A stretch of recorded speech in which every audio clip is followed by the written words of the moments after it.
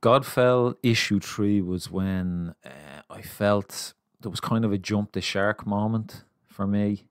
Um, if you don't know what jump the shark is, just Google it. It's kind of like I guess where a story just goes that bit too far in a certain direction, and you're kind of like, I'm done. It kind of breaks a taste thing. Um, I don't know if it's taste or believability or something like that. And for me, fantasy series, there's a few rules in there. They're my own personal rules. Like obviously, anyone can enjoy whatever story they want. Like, but for me, fantasy has to be done in a certain way. And I I guess the best way to describe it is to do a comparison. Like so, take for example Game of Thrones, which you follow Daenerys Targaryen, and she starts out in Westeros, which is kind of like a European type setting, fantasy setting, and she slowly moves eastwards. And as she moves eastwards, the people change, like the look of them, and obviously the cultures and stuff like that. Like, and eventually, like she ends up with the Dothraki, who would be kind of like, they don't look like Mongols, but they kind of have that Mongol vibe, like going around on horses, in massive armies and stuff like that. Like, but they probably looked more kind of Arabic or Middle Eastern. And even from reading the book series, I know that with Game of Thrones, like all the different ethnicities or races, you don't go into an area where there's a big mix of them, like because I guess when you go back far enough in time, all of the different races have their own big continents that they live on. Like so, like so the diversity, it's a bit of a triggering word these days.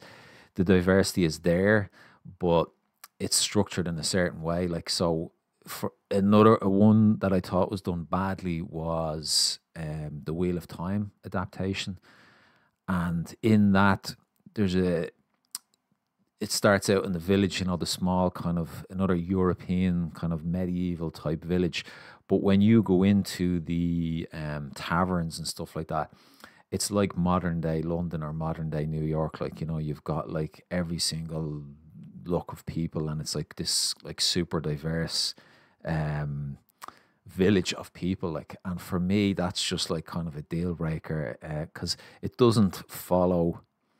um it doesn't kind of follow Earth's kind of history.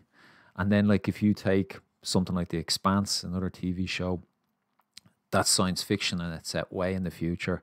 And, it's super diverse. And, like, you're going to different asteroids, space stations, and different planets. And it's like all types of people everywhere. And, like, that works fine because humanity has kind of moved on to this point where all of the races and the ethnicities and stuff have kind of moved around. Like, so for me, fantasy, I always have this kind of, I like the Game of Thrones style of diversity, and like something like the Wheel of Time doesn't really work. And there was a moment in Godfell issue 3 where there was kind of like just this rule breaking thing, like, and essentially I did scan in, that's the cover for issue 3, actually beautiful cover from Ben Hennessy. The main reason why I'm following this series is because there's an Irish artist illustrating it, like, and I gave it 3 issues, like, but yeah, look, I'll go into the moment that some really great art actually. I think for Zanzi, the main character, I think this is the least true to form for that character, because to me, from looking at the book, she's more of a Brienne of Tarth, like not a traditional woman, like just a big, powerful, kind of like, I guess freakish a little bit, like like she's bigger than everyone. I'm not even sure if she's got any type of like supernatural powers or whatever, but she's a huge, powerful woman, which is rare, and she's a warrior in this world, like. But essentially, in it, she'd been talking about going back to her family and stuff like that, like.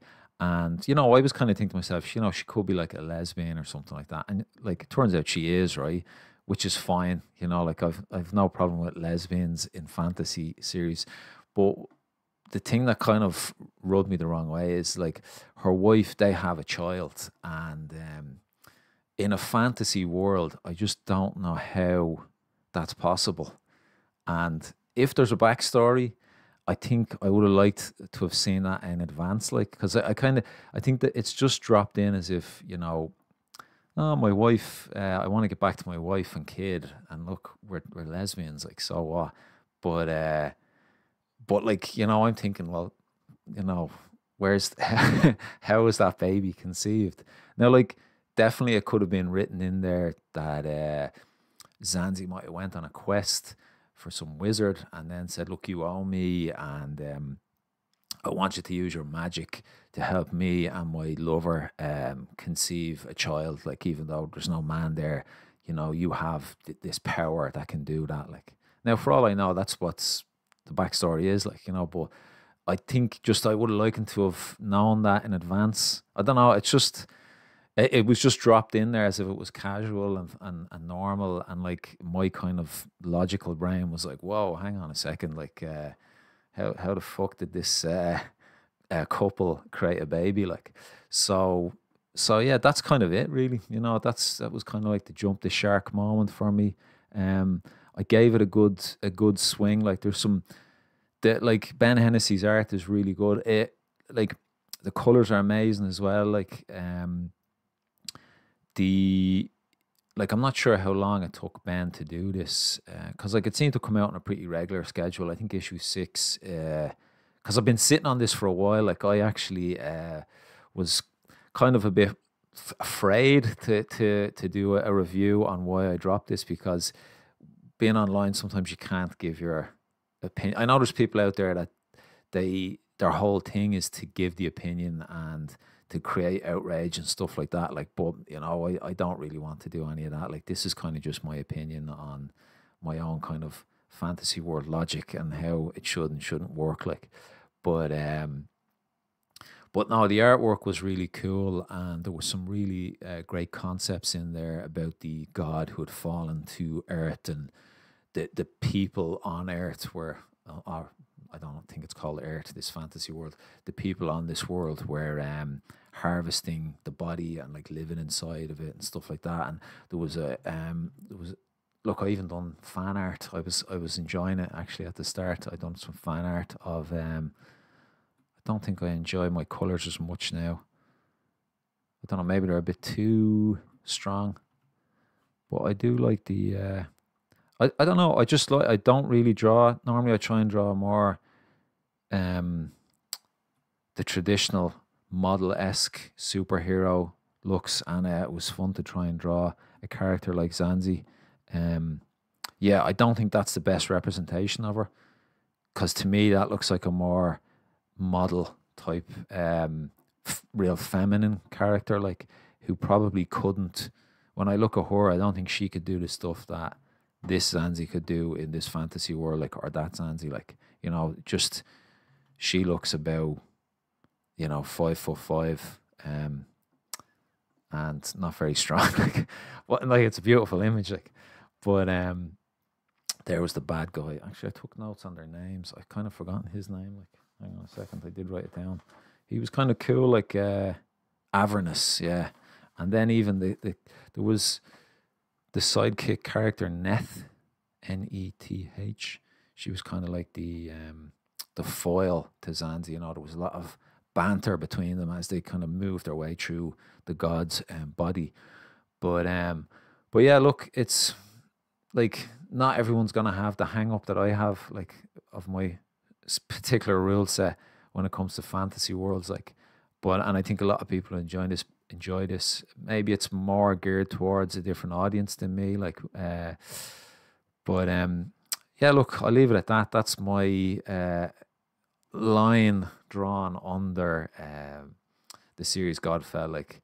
And yeah, look, on to the next one. I want to do I finished Declan Shalvey's Old Dog, so I look forward to doing a review on that. Like, 6 issues of that. I lasted that one. So yeah, I'll get on to that next. Anyway, have a good one, folks.